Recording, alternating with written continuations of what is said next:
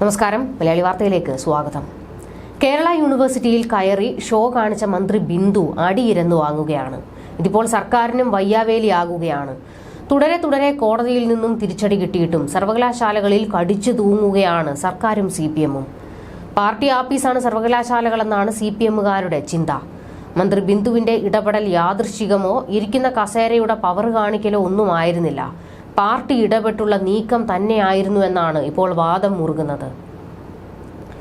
സർക്കാരിന്റെ അനാവശ്യ സമ്മർദ്ദവും ഇടപെടലും കാരണം 3 VC-മാരെ പുറത്താക്കി കോടതികൾ പ്രഹരിച്ചുവെങ്കിലും പാഠം പഠിക്കാതെ സർക്കാർ സർവകലാശാലകളിൽ ഇടപെടലുകൾ തുടരുകയാണ്. സാങ്കേതിക സർവകലാശാല VC ആയിരുന്ന doctor MS Rajasree, fisheries VC ആയിരുന്ന Riji John, Kannur VC doctor Gopinath Raveendran എന്നിവരാണ് പുറത്താക്കപ്പെട്ടവർ. 3ലും നിയമനത്തിലെ ക്രമക്കേടുകളായിരുന്നു കാരണം. VC നിയമനത്തിൽ ചാൻസലറായ ഗവർണറുടെ നിലപാടാണ് അന്തിമമെന്നും സർക്കാരിന്റെ ഒരു തരത്തിലുമുള്ള ഇടപെടലുകൾ പാടില്ല എന്നും സുപ്രീം കോടതി ഉത്തരവുകൾ ഉണ്ടായിരിക്കെയാണ് പ്രോ ചാൻസലറുടെ അധികാരം ഉപയോഗിച്ച് കേരള സെനറ്റിൽ മന്ത്രി R ബിന്ദു അധ്യക്ഷയായതും ഗവർണർക്ക് പ്രതിനിധിയെ നൽകില്ലെന്ന് പ്രമേയം പാസാക്കിയതും.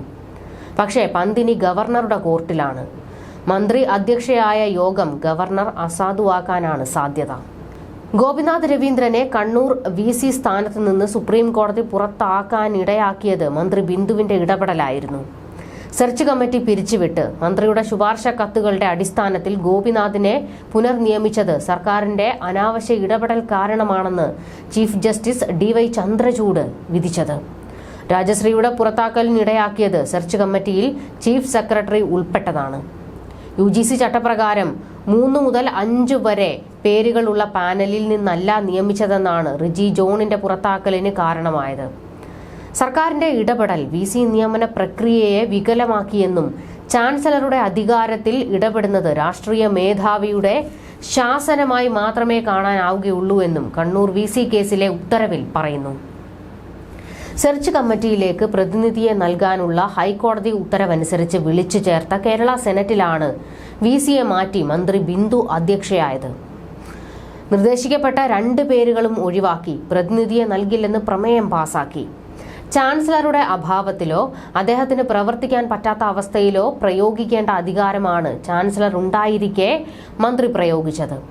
ഗവർണർ രാജിവെച്ച ശേഷം പുതിയയാൾ വരാൻ വൈകുകയോ വിദേശത്തായിരിക്കുകയോ അസുഖബാധിതനാകുകയോ ചെയ്താലാണ് പ്രോ VC-ക്ക് അധികാരമുള്ളത്. നിയമനത്തിൽ അപാകതയുണ്ടെന്ന് കണ്ടെത്തിയ 4 വൈസ് ചാൻസലർമാരെ പുറത്താക്കുന്നതിന് മുന്നോടിയായി ഈ മാസം 24-ന് ഗവർണർ അവരുടെ 2ാം ഹിയറിംഗ് നടത്തും. ഹൈക്കോടതി ഉത്തരവനുസരിച്ചാണിത്. UGC ചട്ടം ലംഘിച്ചുള്ള നിയമനത്തിന്റെ പേരിൽ കാലിക്കറ്റ്, സംസ്കൃതം, ഓപ്പൺ, ഡിജിറ്റൽ എന്നിവരെയാകും പുറത്താക്കുക. ഹിയറിംഗിൽ UGC-യെ കൂടി കക്ഷിയാക്കി. UGC സ്റ്റാൻഡിംഗ് കൗൺസിൽ കൃഷ്ണമൂർത്തി പങ്കെടുക്കാൻ രാജ്ഭവൻ നോട്ടീസ് അയച്ചിട്ടുണ്ട്. VC-മാരെ കേട്ട ശേഷം 6 ആഴ്ചയ്ക്കുള്ളിൽ തീരുമാനമെടുക്കാൻ ഹൈക്കോടതി കഴിഞ്ഞ ദിവസം ഗവർണർക്ക് നിർദ്ദേശം നൽകിയിരുന്നു. ഫെബ്രുവരി 2-ന് ആദ്യഘട്ട ഹിയറിംഗ് നടത്തിയിരുന്നു. അന്ന് ഗവർണർ ഉന്നയിച്ച സംശയങ്ങൾക്ക് വ്യക്തത വരുത്താനാണ് 2ാം ഹിയറിംഗ്. ഇതിനുശേഷം ഗവർണർ തീരുമാനമെടുക്കും. അയോഗ്യരാണെന്ന് ഗവർണർ ഉത്തരവിട്ടാലും VC-മാരുടെ പിരിച്ചുവിടൽ നടപ്പാക്കാൻ 10 ദിവസം അനുവദിക്കണമെന്നാണ് ഹൈക്കോടതി ഉത്തരവ്. VC-മാർക്ക് അപ്പീൽ നൽകാനാകും. ഡിജിറ്റൽ സർവകലാശാല VC-ക്കാണ് ഇപ്പോൾ സാങ്കേതിക സർവകലാശാലയുടെ ചുമതല.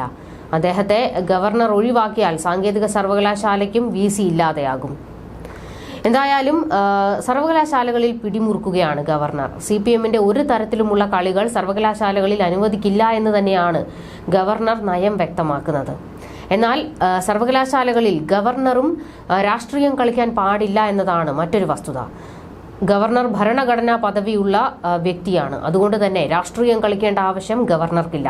അത്തരത്തിൽ രാഷ്ട്രീയം കളിച്ചാൽ വെച്ചു പൊറുപ്പിക്കില്ല എന്നതും മറ്റൊരു വിഷയമാണ്.